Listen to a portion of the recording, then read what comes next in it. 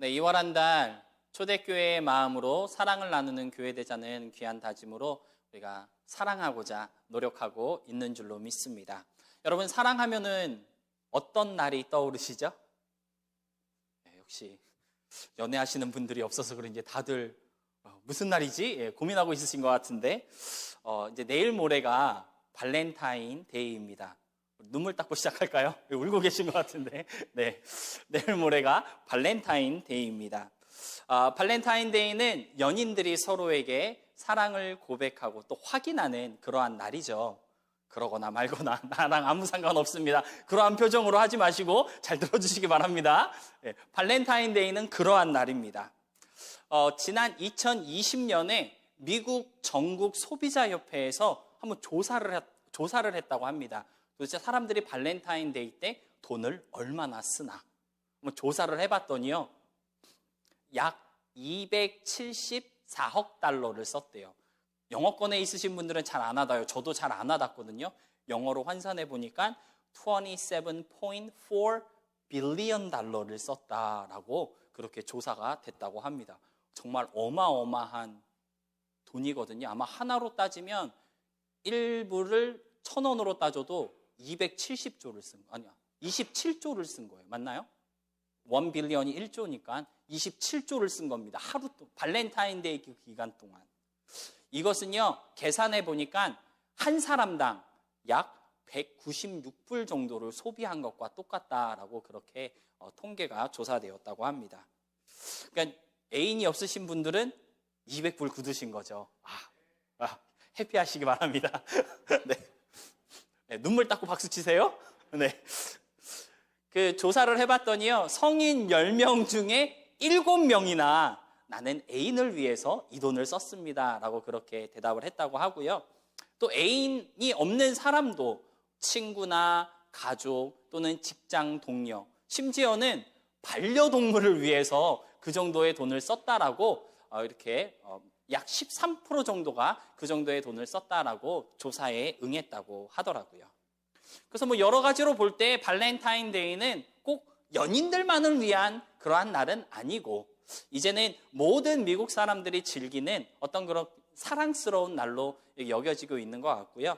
또 서로를 내가 당신을 얼마나 아끼고 또 위하고 사랑하고 있는지를 표현하는 아주 따뜻한 날이다라고 우리가 이렇게 얘기할 수 있을 것 같습니다.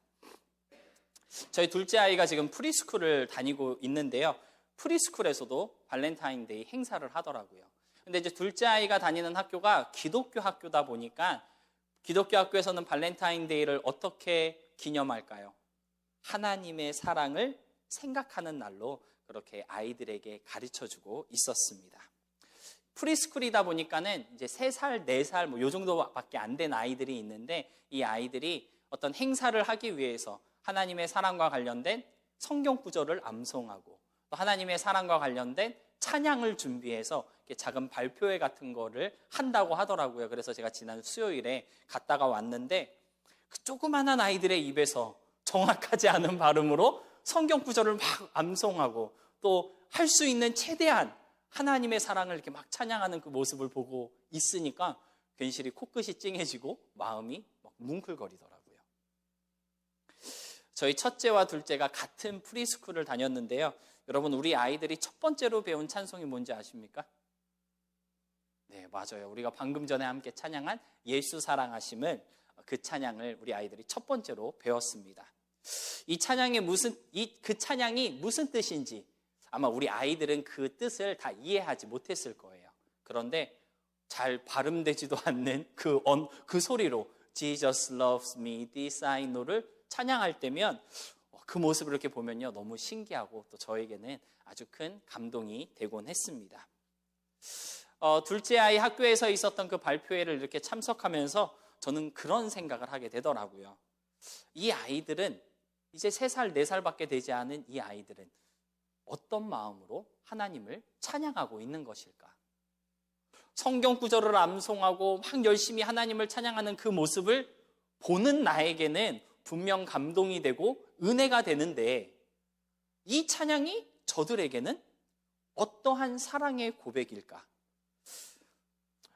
그 아이들이 정말 막 한 달, 두 달 열심히 노력해서 성경 구절을 암송하고 찬양을 준비했지만 그들이 그 말씀의 뜻이나 찬양의 의미를 전부 다 이해했다라고는 말할 수가 없겠죠. 그들이 부른 찬양이 어떤 내용이고 내가 지금 무슨 고백을 하고 있는 것인지 아마 충분히 인지하지 못했을 수도 있습니다. 그럼에도 불구하고 아이들에게 성경 구절을 암송하게 하고 하나님에 대한 사랑을 찬양으로 고백하게 하는 이유는 무엇이었을까요? 분명한 것은요, 하나님의 사랑에 대한 그 어떤 좋은 감정의 기억은 아이들에게 남는다는 것입니다. 하나님의 사랑을 찬양하고 그것과 관련된 성경 구절을 막 암송할 때 가졌던 그런 어떤 좋은 추억들, 느낌들, 그러한 감정들은요, 분명히 그 아이들에게 남아서 그들의 인생 속에 하나님 사랑의 그 따뜻함이 분명 묻어나게 될 것이다 라고 하는 것이죠. 그래서 여러분, 왜 주일학교 교육이 중요할까요? 교회나 또는 복음에 대한 추억, 좋은 기억과 감정이 어린 자녀들의 머리와 가슴에 남기 때문입니다. 교회에서 가르치는 것을 아이들이 다 이해하거나 또는 받아들이지 않을 수도 있어요. 그렇지만 주일학교 교육을 통해서 교회라는 곳이 그들에게 어렵고 어색하고 무섭고 낯선 곳이 아니라 복음을 들었던 뭔가 따뜻하고 사랑이 넘치는 그런 곳으로 아이들에게 기억이 된다라고 하는 것이죠. 그래서 그들이 언제든지 다시 찾아올 수 있고 언제든지 다가올 수 있고 언제든지 들어올 수 있는 그러한 친근한 장소가 교회다라고 하는 그러한 인식이, 그러한 감정의 기억이 아이들에게 남기 때문에 주일학교 교육이 중요하다고 말할 수 있을 것 같습니다. 저도 생각해 보니까요, 주일학교 때 너무 즐거웠던 것 같아요. 친구들하고 막 뛰놀고 교회 가면은 선생님이 맛있는 거 사주고 그러다 보니까 교회가요, 놀이터 같잖아요. 교회가 나를 다 안아주고 다 이해해주고 우리를 감싸 안아주는, 그래서 주일학교 선생님들 중에 여자 선생님이 많은 것 같아요. 남자 선생님들은 꾸중을 하시잖아요. 맞죠? 근데 여자 선생님들은 잘했다, 이쁘다, 안아주고 또 여자 선생님들이 이렇게 향수 뿌리고 오면 그 향기도 너무 좋고, 주일학교 때 생각해보면 그러한 기억밖에 없습니다. 우리 나소영 사모님께서 보고 계시는지 모르지만 저희 주일학교 선생님이셨거든요. 그 주일학교 때 기억이 너무 좋았던 것 같아요. 뭘 배웠는지는 아무 생각 안 나요. 그런데 교회 갔더니 너무 즐거웠다, 교회 갔더니 너무 좋았다, 그러한 기억은 남아서 교회라는 곳은 그렇게 좋은 곳이구나, 교회라는 곳은 그렇게 따뜻한 곳이었다라고 하는 마음이 생겨서 내가 힘들고 어려울 때 교회를 자연스럽게 찾게 하는 그러한 작용을 하기 때문에 주일학교 교육이 중요한 것이다 라고 우리가 얘기할 수 있을 것 같습니다. 그렇기 때문에 똑같은 의미에서 우리가 하나님을 찬양하고 하나님의 사랑을 고백하는 것은요, 우리에게도 아주 중요한 일이라고 말할 수 있을 것 같습니다. 우리가 하나님의 사랑을 고백하고 또는 찬양할 때 그때의 그 감정과 기억이, 그 은혜가 우리의 생각과 마음 속에 고스란히 간직되어서 뭔가 내가 충전받아야 하고 내가 위로받아야 할 때 그때의 그 일을 되돌아보며 충전받을 수 있는 은혜의 재산이 되기 때문입니다. 그래서 오늘 아까 함께 찬양한 주를 향한 나의 사랑을 정말 신학교 때였던 것 같아요. 이 찬양 부르면서 정말 많이 울었거든요. 근데 또 오늘 그 찬양을 하신다 그래가지고 오늘은 안 울리 했는데 역시나 받은 은혜가 그때의 그 감정이 재산으로 쌓이는 거예요. 그래서 이와 같은 어떤 은혜의 재산이 쌓이기 때문에 우리가 하나님 앞에 나의 사랑을 고백하는 것은 참 의미가 있다, 중요한 일이다라고 우리가 얘기할 수 있을 것 같습니다. 여러분, 발렌타인데이를 앞두고 내가 사랑하는 사람 또는 내 여자친구, 남자친구에게 어떻게 고백할까만 고민하지 마시고요. 하나님을 향한 나의 사랑을 어떻게 고백해볼까? 그 사랑을 찬양해 볼 수 있는 그러한 귀한 날이 될 수 있었으면 좋겠습니다. 하나님의 사랑의 의미를 되새기면서 하나님의 사랑이 어떻게 나를 인도하였고 어떻게 나를 변화시켰는지를 추억해 볼 수 있음으로써 우리의 마음과 영혼에 새겨져 있는 그 사랑의 따뜻함이 조금 더 뜨거워질 수 있게 되는 그러한 오늘 이 하루가 될 수 있기를 주님의 이름으로 소망합니다. 그러한 마음으로 오늘 본문 말씀을 볼 때 저는 오늘 본문에 나오는 사도들이 가지고 있었던 하나님을 향한 사랑, 그 사랑의 마음이 과연 어떠한 마음이었을까를 묵상하게 되었는데요. 특히나 오늘 말씀의 제목과 같이 하나님께서는 어떠한 사랑을 그들에게 가르쳐 주셨나에 제 관심이 쏠리게 되었습니다. 사도행전 5장의 내용을 보면요, 상당히 다이나믹하더라고요. 이 다이나믹한 사도행전 5장의 내용을 우리가 함께 살펴볼 때 하나님이 가르쳐 주시는 그 사랑의 의미를 함께 깊이 묵상하면서 좀 그 사랑을 나누게 되는 우리가 될 수 있었으면 좋겠습니다. 첫 번째로 하나님께서 가르쳐 주신 사랑은요, 고난을 통한 겸손의 사랑을 제자들에게 가르쳐 주셨습니다. 사도행전 5장은요, 참 재밌게 구성되어져 있습니다. 총 42절로 쓰여진 이 사도행전 5장은요, 1절로 16절까지는 성령의 능력과 역사로 인해 복음이 승승장구하는 그러한 모습을 우리에게 보여주고 있는데요. 사도행전 5장 16절로 17절을 보니까요, 이러한 말씀도 있더라고요. 우리 함께 읽어보도록 하겠습니다.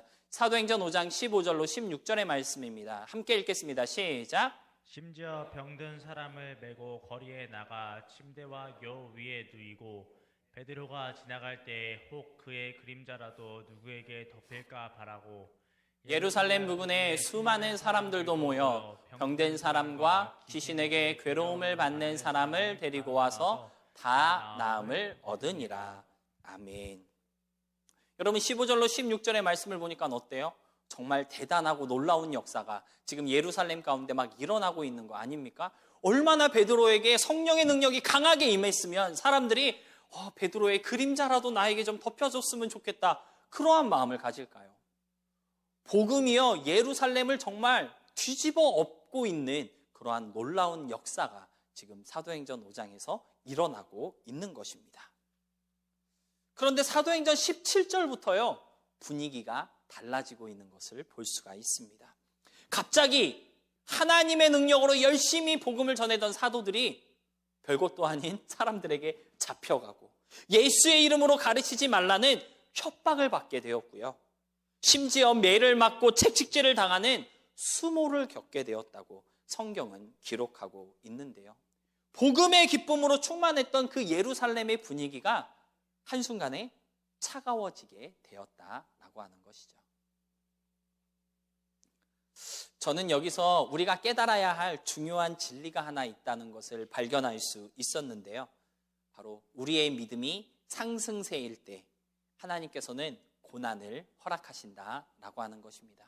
우리의 믿음이 폭발적으로 부흥하며 뭔가 성령으로 충만해지고 은혜롭고 하나님의 사랑에 우리의 가슴이 벅차면서 정말 하나님의 그 은혜가 우리의 삶을 휘몰아칠 때에 그 분위기를 깨고 그 상황을 뒤집어 놓는 어떤 고난과 시련, 어려움이 반드시 찾아온다라고 하는 것이죠. 그런데 그러한 위기는요, 우리를 넘어뜨리기 위해서가 아니라 우리를 겸손하게 하고 교만하지 않도록 잡아주는 기둥으로 찾아오고 있다는 것을 오늘 사도행전 5장은 우리에게 말씀하여 주고 있습니다.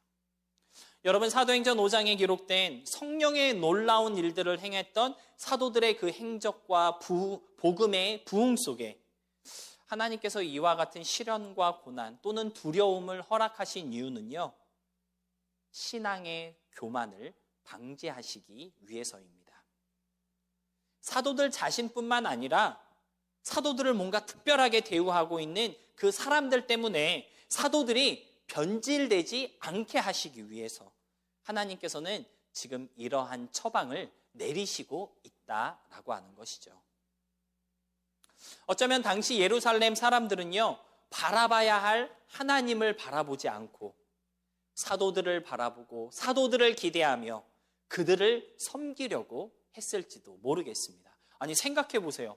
베드로의 그림자라도 나에게 덮였으면 좋겠다, 이러한 고백을 하고 있는 사람들인데 그 사람들이 베드로를 가만히 두었을까요? 가만히 안 뒀을 것 같아요. 하나님께서는요, 그러한 사람들에게 애워싸여 있는 사도들이 행여나 교만의 늪에 빠지지 않게 하시기 위해서 이러한 고난을 사도들에게 그리고 초대교회 공동체에게 내려주신 것이고요. 이 시련을 통해 바라봐야 할 하나님을 바라보게 하시고 겸손한 마음으로 계속해서 사랑을 나누게 하시기 위해서 이러한 시련의 은혜를 베풀어 주신 것임을 깨달을 수 있게 된다라고 하는 것이죠. 여러분, 우리의 믿음이 상승세를 탈 때, 우리의 믿음이 뜨거워질 때, 하나님을 향한 어떤 열심과 사랑이 특별해질 때 찾아오는 그런 시련과 고난 또는 아픔과 괴로움 속에는요, 하나님의 특별한 은혜와 어떤 뜻이 있다는 사실을 우리가 기억할 수 있어야 하겠습니다.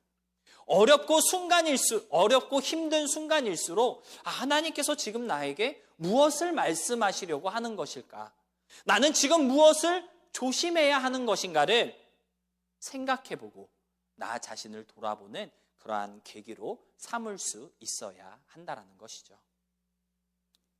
그러므로 말미암아 교만한 믿음을 피하고요, 하나님이 아닌 사람을 바라보며 사람들의 관심을 받으려고 하는 그 잘못된 신앙의 길을 비껴갈 수 있는 올바른 믿음의 길을 걸어가는 우리 모두가 되었으면 하고요. 언제나 그런 겸손한 마음으로 그리스도의 사랑을 나누며 섬길 수 있는 그러한 저와 여러분이 될 수 있기를 주님의 이름으로 축복합니다. 두 번째로 하나님께서는 사도들에게 손해를 감수하는 사랑의 마음을 가르쳐 주셨습니다. 제가 여러분께 질문 드리겠습니다.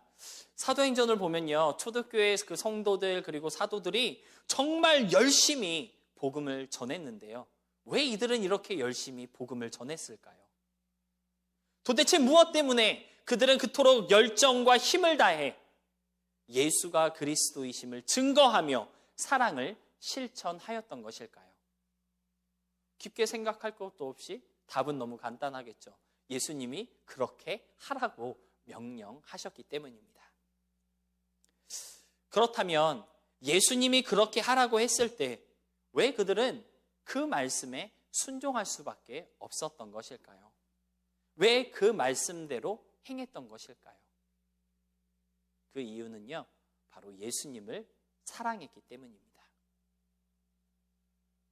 요한복음 14장 15절을 보니까요, 너희가 나를 사랑하면 나의 계명을 지키리라 라고 말씀하셨거든요. 예수님을 사랑하는 사람은 예수님의 계명, 그의 말씀, 그가 명하신 것들을 반드시 지키게 된다라고 하는 것인데, 예수님께서 얘들아 복음을 전해라, 이웃을 사랑하라 라고 하셨기 때문에 초대교회 성도들은요, 그토록 열심히 최선을 다해 복음을 전하고 이웃을 사랑하였던 것입니다. 왜요? 예수님을 사랑하였기 때문입니다.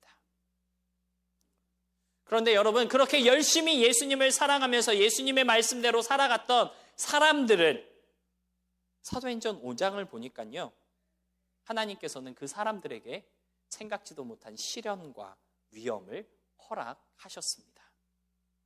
복음 전하는 것이 더 이상 쉽지 않게 하셨고요, 사도들은요, 예수가 그리스도이심을 전했다는 이유만으로 매를 맞고 채찍질을 당하였습니다. 아니, 여러분 생각해 보시기 바랍니다. 예수님을 사랑했다면, 그리고 예수님을 사랑해서 열심히 그 말씀대로 살아갔다고 한다면 하나님께서 상을 주셔야 하지 않을까요? 근데 왜 상을 안 주시고 이러한 아픔과 고난을 허락하신 것일까요? 신기한 것은 이러한 고난과 아픔 속에서 사도들은 오히려 기뻐하였다라고 하는 것입니다. 오늘 본문으로 함께 읽은 41절 말씀 우리 함께 보도록 하겠습니다. 41절의 말씀입니다. 함께 읽겠습니다. 시작. 사도들이 그 이름을 위하여 능욕받는 일에 합당한 자로 여기심을 기뻐하면서 공회 앞을 떠나니라. 아멘. 왜 사도들은 이게 기쁜 일이었을까요? 힘들고 어렵고 괴롭고 아픈 일인데 이게 상이 아니잖아요. 맞죠? 근데 왜 사도들은 이것을 기쁘게 여겼던 것일까요? 왜 사도들은 오히려 감사하며 찬양하였던 것일까요? 본문을 이렇게 묵상하다 보니까요, 크게 두 가지 이유가 있음을 발견할 수 있었는데요. 먼저는 이것이 하나님께서 우리에게 주신 기회라는 것을 알았기 때문입니다. 무슨 기회이었을까요? 손해를 감수하며 예수님을 사랑할 수 있는 기회. 나를 버리고 온전히 예수님을 사랑할 수 있는 기회. 그러한 사랑을 배우게 하시는 기회다라고 하는 것을 사도들은 깨달았던 것이고요. 그러한 사랑으로 예수님을 내가 사랑하고 있음을 증거할 수 있는 정말 최고 좋은 기회다라는 것은 라고 하는 것을 그들이 알았기 때문에 사도들은 기뻐하며 즐거워하였던 것입니다. 여러분, 손해 없는 사랑은요, 사랑이 아닙니다. 손해 보지 않으려고 하는 사랑은요, 이 세상에 존재하지 않습니다. 동의하십니까? 사랑한다 말하면서 손해 보지 않으려고 하고 뭔가 아끼려고 하고요, 내어주지 않는다면 그 사랑에는 문제가 있습니다. 문제가 있는 사랑이에요. 오늘 하나님께서 사도들에게 그리고 초대교회 성도들에게 이와 같은 시련의 시간을 허락하신 이유는요, 그들에게 진짜 사랑이 무엇인지를 가르쳐 주시기 위해서였고요. 예수님을 사랑하는 그들의 사랑이 더 진실되고 더 간절한 사랑, 더 열정적인 사랑으로 성장하게 하시기 위해서 이러한 시련과 어려움, 이러한 육체적인 손해를 이들에게 허락하셨다라고 하는 것입니다. 두 번째로 사도들이 능욕받는 것을 오히려 즐거워하며 기뻐할 수 있었던 이유는요, 그들은 기억하고 있었기 때문입니다. 41절에 능욕받았다라고 하는 이 말을 원어로 보니까요, 수치스럽다, 불명예스럽다, 이러한 뜻을 가지고 있더라고요. 쉬운 말로 여러분의 언어로 바꿨으면 한마디로 예수님 때문에 쪽팔렸다라는 거예요. 예수님 때문에 창피했던 것이고요. 예수님 때문에 내 자존심에 스크래치가 상당하게 난 거예요. 내 스타일이 완전히 구겨졌다라고 하는 것이죠. 인격적인 손해를 당하였다라고 하는 것입니다. 그럼에도 불구하고 사도들은요, 예수님 때문에 내가 이런 취급받는 게 너무나 기뻤습니다. 왜일까요? 그들은 기억하고 있었기 때문입니다. 나 때문에 예수님께서 얼마나 쪽팔렸었는지, 나를 위해 주님이 얼마나 창피를 당하셨는지, 나 때문에 주님이 자존심을 내어던지고 하나님의 아들이라는 그 스타일을 땅에 내다버리셨다라는 것을 사도들은 잊지 않고 기억하고 있었기 때문에 나도 예수님을 위해서 그렇게 할 수 있다는 것이 오히려 감사했고 기뻤다라고 하는 것이죠. 사랑하는 성도 여러분, 우리는 종종 예수님 닮기 원한다라고 말을 합니다. 사랑을 실천하시고 연약한 자의 친구이셨던 따뜻했던 그 주님의 모습처럼 주님, 나도 다른 사람에게 따뜻하고 사랑스러운 사람 되기를 소망합니다라고 고백은 하고 있지만, 그런데 진짜 우리가 닮아야 하는 예수님의 모습은 어쩌면 나를 위해 수치와 모욕을 당하시고 쪽팔림을 허용하시며 자존심에 스크래치도 감당하셨던 능욕당하신 예수님의 모습 아닐까요? 예수님의 다른 모습은 다 닮고 싶다고 우리가 그렇게 찬양하고 또 노력하는데, 정작 나를 위해 능욕당하신 예수님의 그 모습은 닮아가고 싶어하지 않는 우리의 모습, 어쩌면 손해를 감수하려고 하지 않는 모습은 아닐까 생각해보게 됩니다. 여러분, 예수님을 사랑한다면, 그리고 하나님을 위해서라면 손해를 감수하는 사랑이 되시기를 부탁드립니다.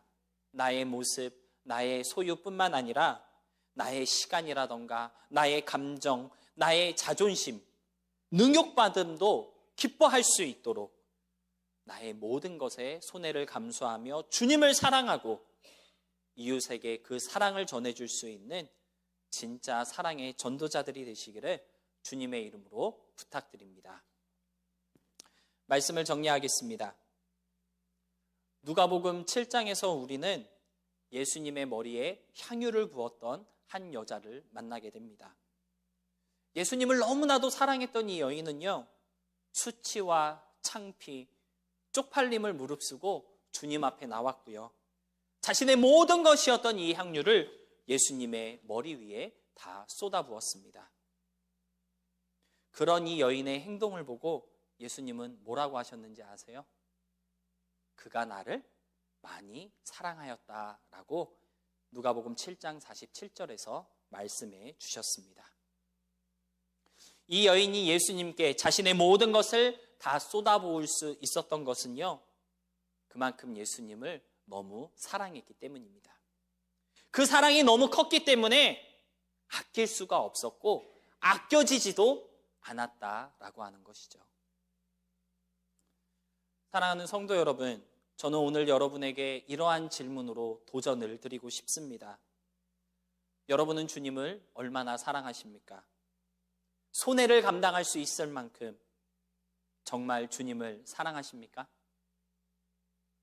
아끼지 않고 나의 모든 것을 쏟아부었던 이 여인처럼 주님을 위해 아끼는 거 없이 주님을 온전히 사랑하고 계신가요?